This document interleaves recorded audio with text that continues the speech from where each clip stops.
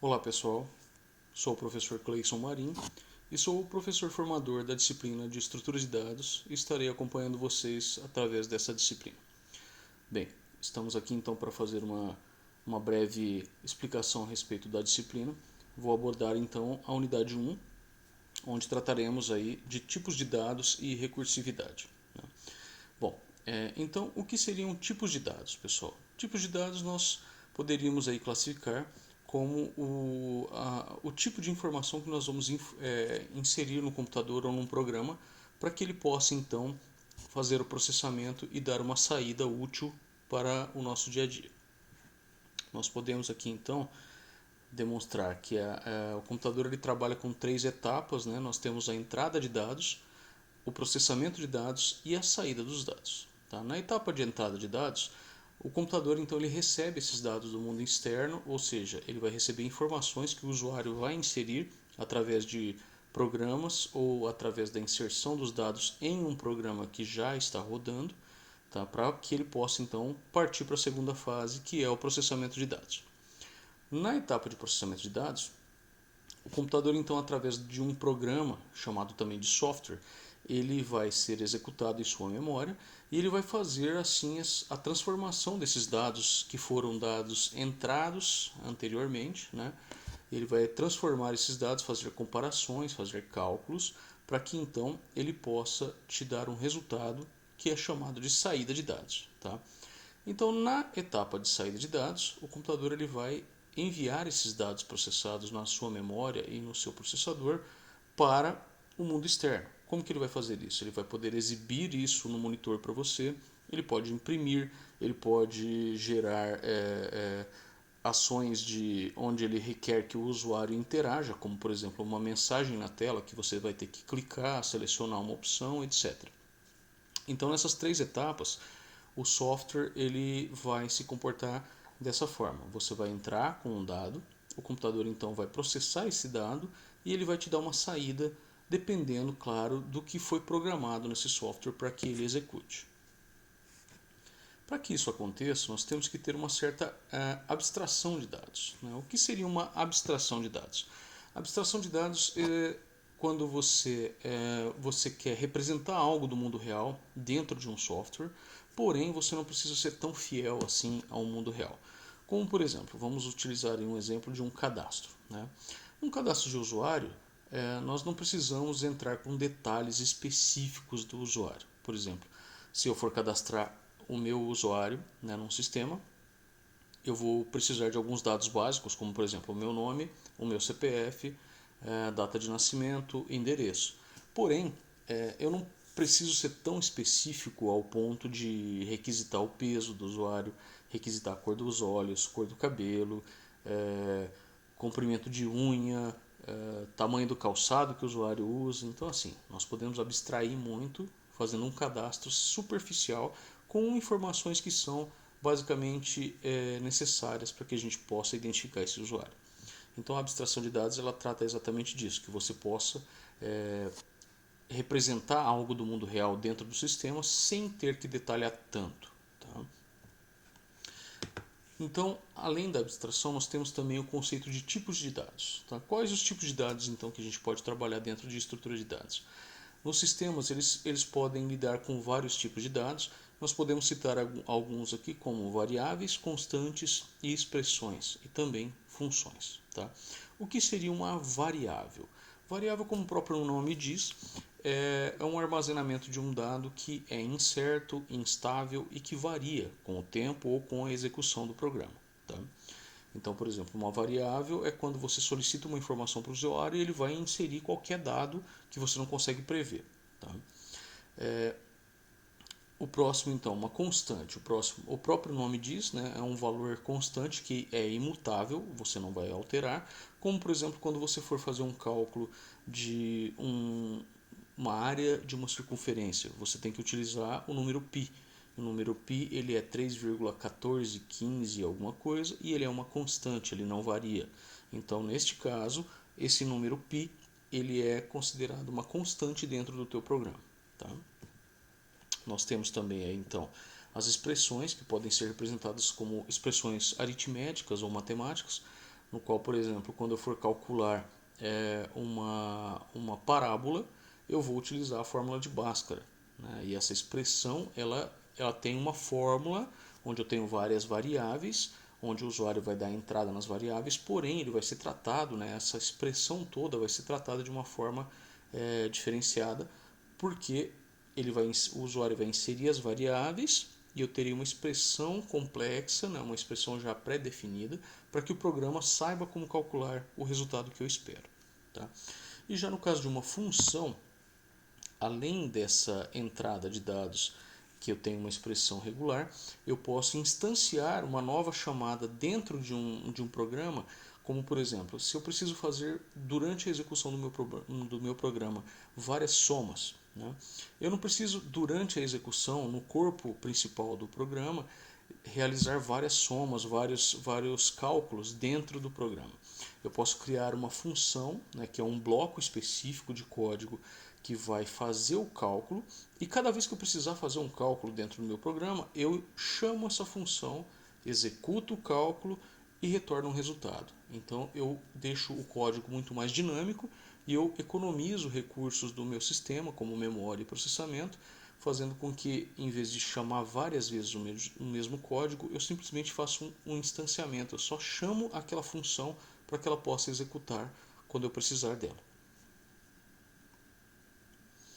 Então, além disso, nós temos aí os tipos de dados, né? Vamos citar alguns tipos de dados primitivos, como por exemplo, nós podemos ter aí dados do tipo inteiro, nós podemos ter dados do tipo real, tipo caractere. Então, citando, por exemplo, o dado inteiro, ele é um número, né, que varia ali positivo, negativo, pode ser zero também, porém ele é um número não fracionário, ele é um número inteiro. Então nós podemos citar ali 32, menos 6, 0, 873, dentre outros, né, que são números não quebrados ou não fracionados. Tá?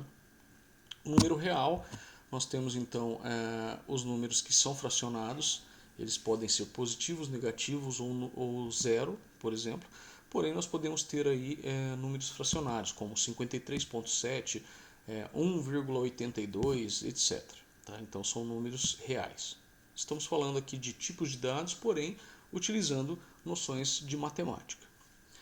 Os tipos caractere ou cadeia são um tipo de dados que representa valores alfanuméricos, ou seja, nós podemos utilizar letras e números ou caracteres especiais para poder representar então um nome, um endereço, um código, etc. Temos também, por exemplo, o tipo de dado lógico, né? O tipo de dado lógico ele vai armazenar uma escolha entre verdadeiro e falso, 0 e 1, ligado e desligado, etc. Então, no tipo lógico, nós podemos armazenar, por exemplo, a posição de um interruptor, se ele está ligado ou desligado, se é verdadeiro ou falso. Tá?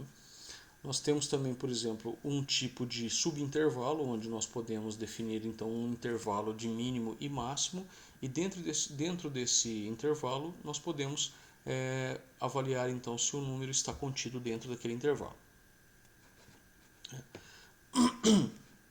Nós temos então aí, a partir dessa informação sobre os tipos de dados, nós podemos ter tipos de dados abstratos com a implementação e daí obter os dados concretos. Então, processando os tipos de dados abstratos, a partir da implementação do software, nós podemos ter os tipos de dados concretos. Tá? Então, nós podemos verificar aqui logo à frente, né, que com orientação que os programadores têm, é que o tipo de dado ele pode ser utilizado para resolver um problema específico. Então, nós podemos aí colocar dados abstratos, como por exemplo um endereço, ou um nome, ou data de nascimento, ou CPF, e eu quero fazer uma filtragem, então eu quero saber todos os usuários do meu sistema que fazem aniversário em outubro. Então, a partir daí, eu pego dados mais abstratos, faço uma filtragem e eu tenho dados mais próximos ao real. Eu consigo então através disso uma informação útil para o usuário. Bom, a partir dessa análise desses dados, então, nós temos algumas características específicas, como por exemplo a recursividade. Tá? O que é recursividade dentro de estruturas de dados? Nós podemos dizer que a recursividade ela é uma forma de você utilizar um recurso, uma função, né, dentro dela mesma. Como que eu vou dizer? Como que uma função existe dentro dela mesma? Imagine então que você está vendo a imagem de um espelho refletida em outro espelho, no qual você executa uma função e ela necessita fazer a execução do mesmo cálculo novamente com uma subvariável. Então, por exemplo, quando eu for somar vários valores, eu vou executar uma soma e depois, com o resultado, eu executo a mesma soma novamente e novamente e novamente, quantas vezes forem necessários, até que eu possa obter então o resultado final. Isso a gente chama de recursividade. Tá? Nós temos alguns exemplos aqui dentro do material, vocês vão verificar e vão ler e vão tentar entender aqui de uma forma melhor como funciona a recursividade. Tá? Um dos exemplos mais clássicos de recursividade dentro da programação é o número fatorial, no qual nós fazemos a multiplicação do número pelo seu anterior, pelo anterior dele, o anterior subsequente, até a gente chegar ao número 1. Como, por exemplo, o fatorial de 5, nós vamos fazer 5 vezes 4 vezes 3 vezes 2 vezes 1 até chegar ao número do resultado. Tá? Então, recursivamente, nós vamos fazer isso dentro do programa, assim como mostra aqui neste exemplo, que a gente está vendo logo aqui na tela, onde a gente faz o cálculo de fatorial verificando qual é o número que o usuário vai inserir, e daí nós fazemos então o cálculo recursivo, que ele vai fazer a soma ou multiplicação desse número até chegar ao número 1 como resultado final, para poder ter então o resultado da somatória total. Temos aqui então, ó, por exemplo, o fatorial do número 5, ele vai ser o quê? 5, né? O resultado do número 5 vai ser o fatorial de 5 menos 1 vezes 5, ou seja, 4 vezes 5. Aí mais abaixo nós temos o fatorial de 4 menos 1 vezes 4, que é o número 3 vezes 4. Fatorial de 3 menos 1 vezes 3, 2 menos 1 vezes 2 e 1 menos 1 vezes 1. Então, o retorno, né, desse nível mais interno, 1 menos 1 vezes 1, ele vai retornar 1. 2 vezes 1 vezes 2, 2 menos 1 vezes 2, desculpe, retorna 2. 3 menos 1 vezes 3 retorna 3 vezes 2. 4 menos 1 vezes 4 retorna 4 vezes 6, e assim por diante até retornar o fatorial de 5, que é 120. Outro exemplo que nós temos de recursividade é o problema das torres de Hanoi, onde nós temos ali 3 discos, né? O disco 1, 2 e 3. Nós temos 3 torres, nas quais nós temos que fazer a movimentação desses 3 discos da primeira para a terceira coluna, sem sobrepor discos maiores em cima de menores. Então, por exemplo, eu posso movimentar o disco 1 para a coluna B ou C, porém, eu não posso colocar o disco 2 sobre o disco 1 ou o disco 3 sobre o 2 ou 3 sobre o 1. Então, eu só posso empilhar do maior para o menor. Eu não posso colocar os maiores em cima. Então, como que a gente resolve isso? Eu vou movimentar, então. Primeiro movimento, eu removo o disco 1 e coloco na coluna C. No segundo movimento, eu coloco o disco 2 na coluna B. Retorno o disco 1 para a coluna B. Movimento o disco 3 para a coluna C. Movimento o disco 1 para a coluna A. Movimento o disco 2 para a coluna C. E, por fim, o disco 1 para a coluna C. Fazendo, então, a movimentação de todos esses discos da primeira para a terceira coluna, utilizando várias interações que a gente também percebe que teve recursividade, porque eu avanço e retorno com esses discos até que eu consiga o resultado final. Então, aqui nós temos um exemplo, né, que foi utilizado 7 passos para poder fazer essa movimentação, e daí nós conseguimos então entender como funciona a recursividade. Tá?